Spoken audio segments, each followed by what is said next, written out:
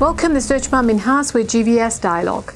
The House of Saud is facing a crisis, and its recent attempt to salvage its position has sparked a backlash from Muslims worldwide.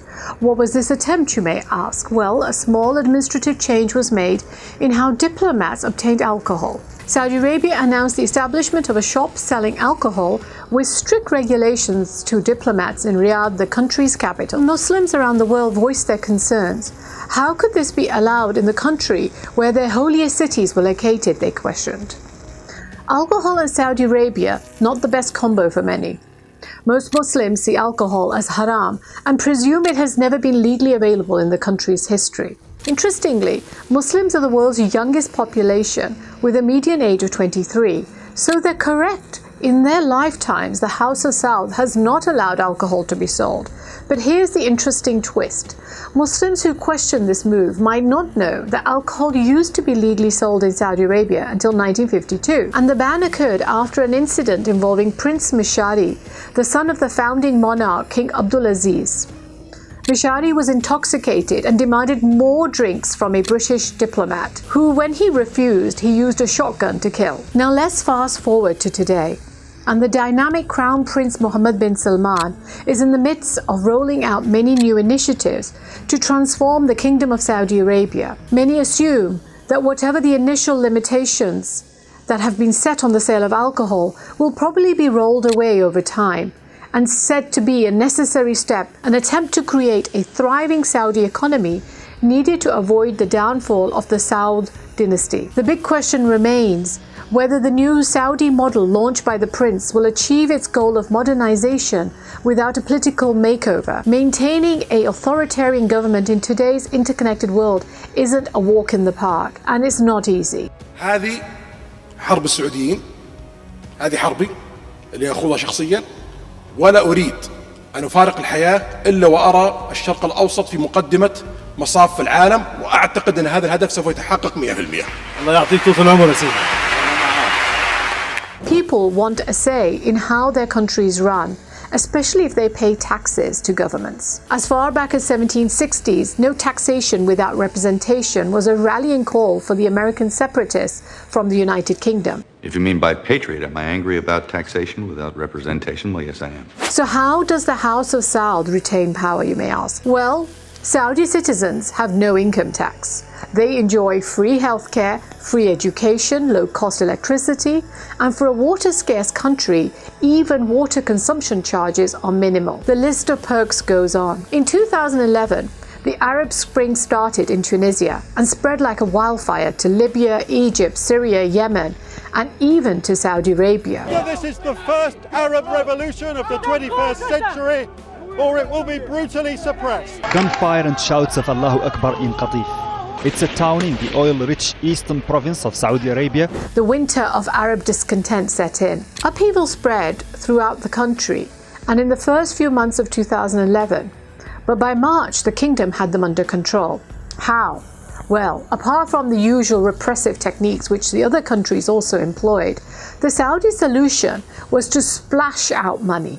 They are said to have spent over $100 billion in February and March. These included pay rises for government employees, new jobs, loan forgiveness schemes, and handouts and social programs, including subsidies on food, water, and power consumption, to keep their citizens content. And it helped that oil prices were at $110 per barrel in 2011, and the Saudis were raking in oil revenues.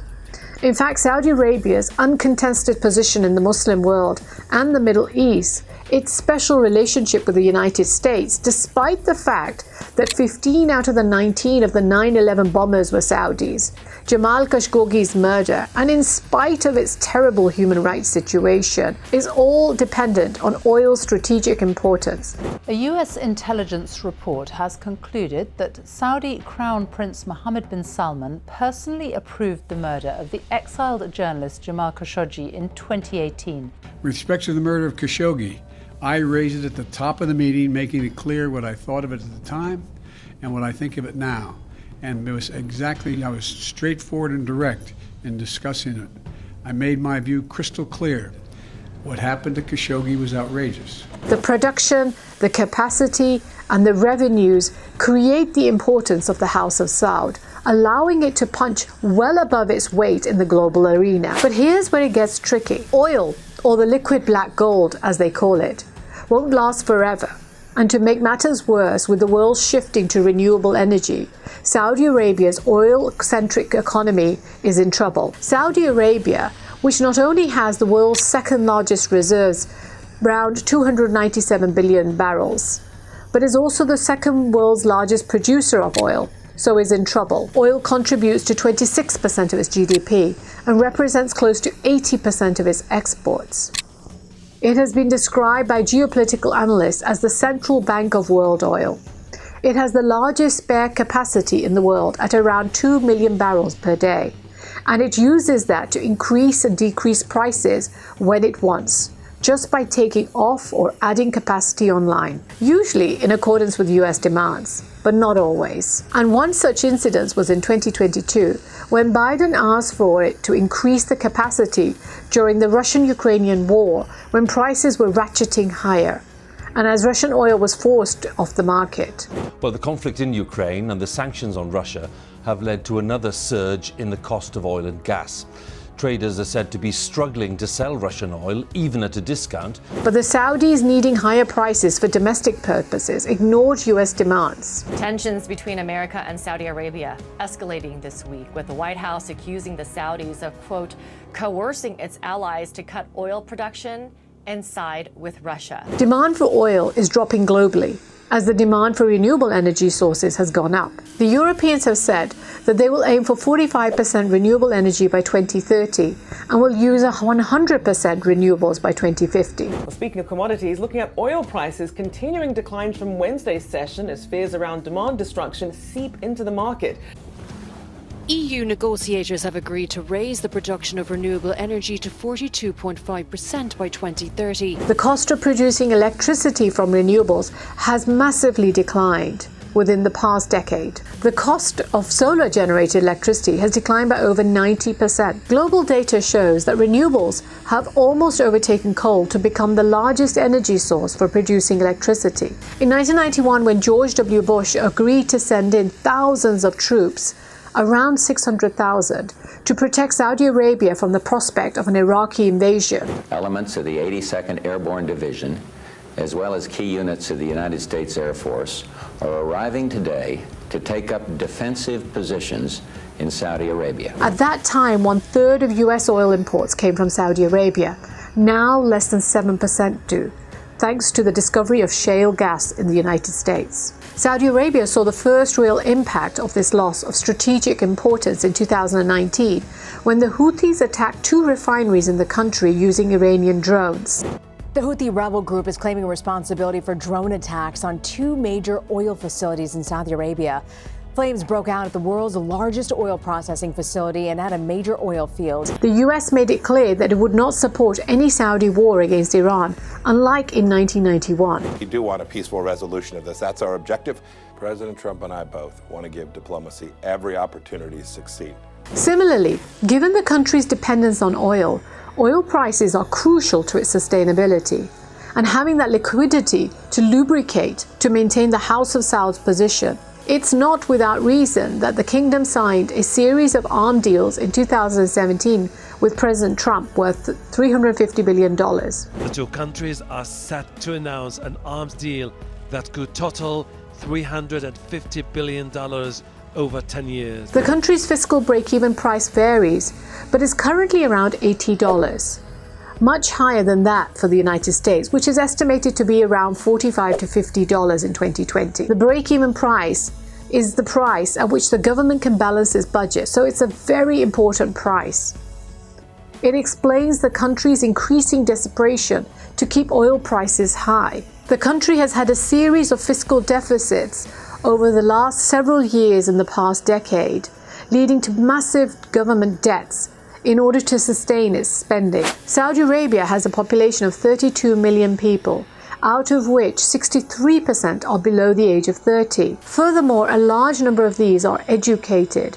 55% have an upper secondary education compared to the OECD average of 37%, but they're out of jobs. The unemployment rate for the youth is estimated by the World Bank to stand at around 25% in the country. Lots of unemployed and restless youth with nothing to do is never a good thing in any country.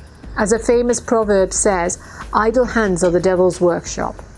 Study after study shows that the youth are very concerned about their domestic and economic situation. To ensure political stability, it is important that this youth is kept happy and economically fulfilled. A challenge for the country's leaders. Then the country has no water. It is one of the driest countries in the world. There isn't a single river in the whole country. Nearly 75% of the kingdom is arid and is home to the largest sand desert in the world. The only supply of fresh water in the region is from aquifers. The absolute water scarcity level is defined as being around 500 cubic meters per capita per year, but Saudi Arabia only has 89.5 cubic meters per capita per year. Saudi Arabian per capita water consumption levels are double the world average at 263 liters per day. Much of this is due to the extremely inefficient use of irrigation practices in the agricultural sector. These levels indicate that the kingdom is using more than 4 times the water that renews on average. So the kingdom has to rely heavily on desalination, which is an extremely expensive proposition, and furthermore causes even more serious environmental concerns due to carbon emission. The Saudis left reform far too late compared to their neighbors, especially the UAE and Qatar, who have been working on diversifying away from their reliance on energy revenues over a decade earlier. By 2050 is to reach 50% of clean energy and 40% of energy efficiency and 70% emission reduction from our power sector. To transform Qatar into a developed country, achieve sustainable development and secure a bright and great life for its present and future generations. Enter Vision 2030. This is the Crown Prince's plan to transform Saudi Arabia. The Saudis, while late to the game, have come in with a big bang, with plans to spend trillions of dollars to achieve the transformation. Vision 2030 was announced in 2016 to huge fanfare by the Crown Prince himself. It is being sold as the panacea to Saudi Arabia's issues. إذا أمامنا أي فرصة سوف نعمل عليها، سواء كانت 10 فرص أو 100 فرصة أو 1000 فرصة أو 10,000 فرصة، ونطور قدراتنا البشرية ونطور قدرات الحكومة لتحقيق هذه الفرص بأسرع وقت ممكن. ومتى ما حققناها كلها سوف تفتح آفاق جديدة. Prince wants to shift Saudi Arabia's dependence on oil for revenues. He's pushing for privatization in major sectors like finance, infrastructure, health and education. It encompasses an economic makeover of Saudi Arabia and to a smaller degree social change, but only to the extent that is necessary for the life-saving economic diversification plans that Saudi Arabia needs. Since 2017, a series of reforms have taken place to encourage more economic participation of women in order to achieve the crucial social reforms that are necessary.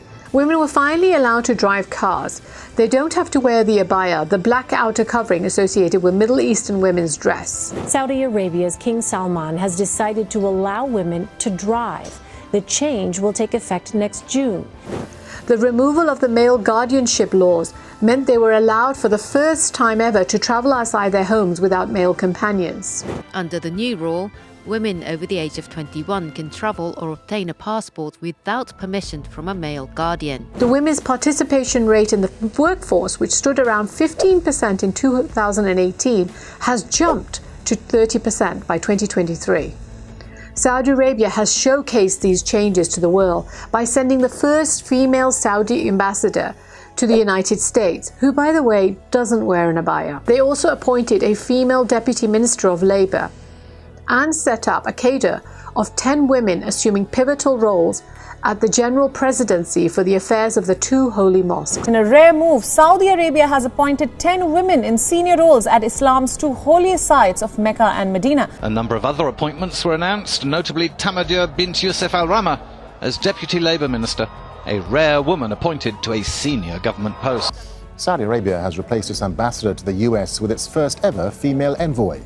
Princess Rima bin Bandar takes over from the King's son, Prince Khalid bin Salman. As of 2023, there are still approximately 10 million foreign workers, which constitute 75% of the total workforce in Saudi Arabia.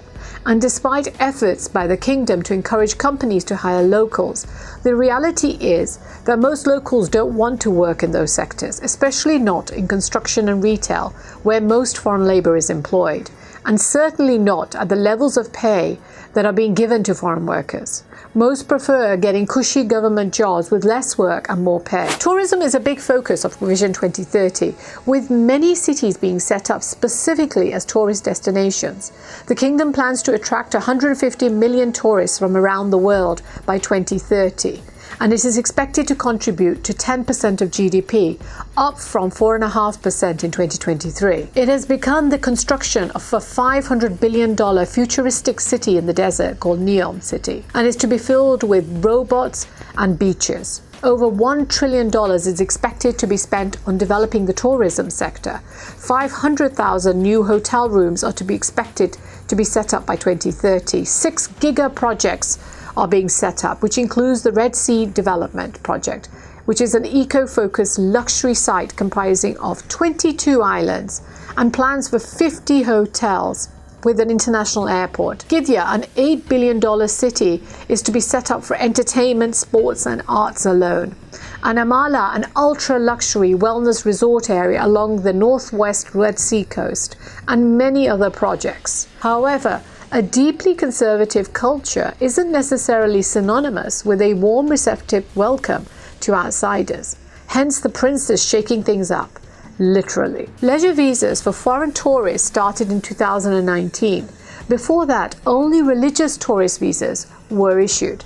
Since cinemas were allowed in 2018, over 34 have opened in the country in over 12 cities, with many more expected. Revolution hit the kingdom when the strict Wahhabi country got its first concert in 2019, inconceivable a few years earlier, when the morality police would arrest and censure people for mixing. By 2022, the Soundstorm concert is said to have had over 700,000 attendees. Star names such as Shakira were performing in Saudi concerts by 2023, rousing criticism as it came during a time when thousands of Palestinians were being killed by Israel. Prince Mohammed bin Salman is making waves, quite literally, driving through social changes in the last couple of years that have full support of the youth, even if the clergy are up in arms. But it's not concerts alone. There is now a yearly Saudi Arabian Grand Prix, the Formula One motor racing event that first took place in 2021, and many other sports events are coming online. In 2029, Saudi Arabia is hosting the Asian Winter Games. The prince has a plan to deal with the country's water scarcity too. In 2009, the Qatra program was launched, which in Arabic means droplet. It intends to slash water consumption by around 45% to 150 litres per capita per day by 2030. The country is also setting up a renewables program, and unsurprisingly for Saudi, given its climate, it's mostly solar power. The country has 13 renewable energy projects under development, with a collective capacity of 11 gigawatts. In 2022, Saudi Arabia started working on the world's largest single-site solar power plant in Al Shuaibah in the Mecca province. The facility is expected to start operations by the end of 2025 and is expected to have a generation capacity of 2 gigawatts. The country's sovereign wealth fund, the PIF, which has been around since 1971 and didn't do much except to look after the state's interests in listed equities, has been transformed in 2016 and was given the mandate to become the key driver for the Vision 2030. The fund, which has funds now close to $700 billion, with the mandate to invest internally and externally to make money for the country. So the prince has many plans to save Saudi Arabia from the black hole of obscurity. But only time will tell whether it's enough to save the House of Saud, whether economic transformation can happen without political openness. It's kind of like a modern-day perestroika without glasnost, a real tightrope walk for Saudi Arabia.